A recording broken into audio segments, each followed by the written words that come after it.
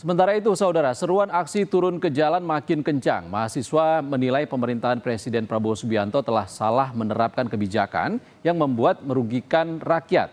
Program Rosi mengundang aktivis 1998 yang sekarang berada di pemerintahan, Fahri Hamzah, serta aktivis pro-demokrasi di luar pemerintahan, Ferry Hamsari. Bagaimana tanggapan keduanya terkait seruan ini? Berikut cuplikannya.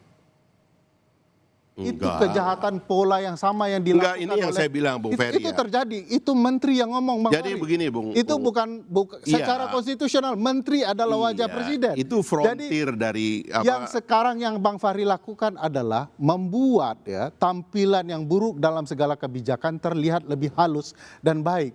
Jadi itu khasnya aktivis yang masuk istana menurut saya.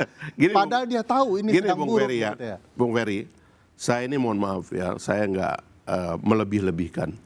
Saya mengambil keputusan untuk terlibat di dalam kekuasaan itu bukan keputusan yang sederhana.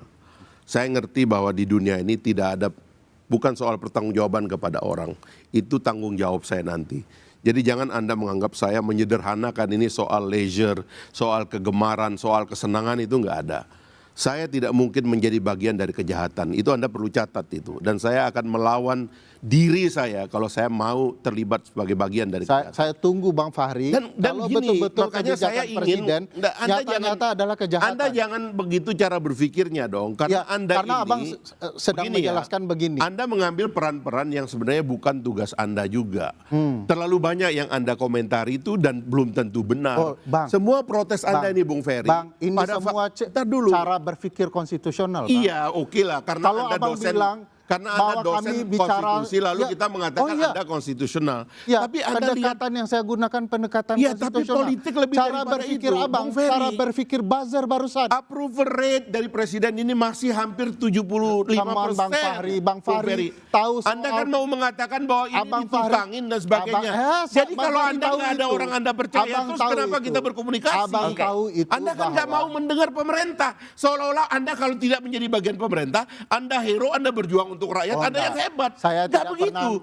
Kita berdialog tenang, kita selesaikan masalahnya. Semua niat baik, saya udah katakan. Oleh karena itu Abang niat saya baik. Saya tidak akan bergabung dengan kejahatan. Dan Anda mesti juga menjamin bahwa Anda juga tidak merupakan bagian dari kejahatan. Bukan berarti karena Anda di luar pemerintah, Anda jadi baik. Belum tentu. Karena itu mari kita bicara Anda yang memegang kekuasaan. Jangan semua kemudian dianggap Anda berlaku baik. Basisnya tidak bisa kita rasional. Kalau Ferry Amsari tidak baik, itu tidak merugikan banyak orang, Bang. Tapi kalau Anda, ini yang justru Anda harus berbuat baik. Anda kalau begitu cara berpikirnya seolah-olah Anda mengatakan kalau mau jadi orang mulia tidak merugikan orang, Anda masuk di dalam.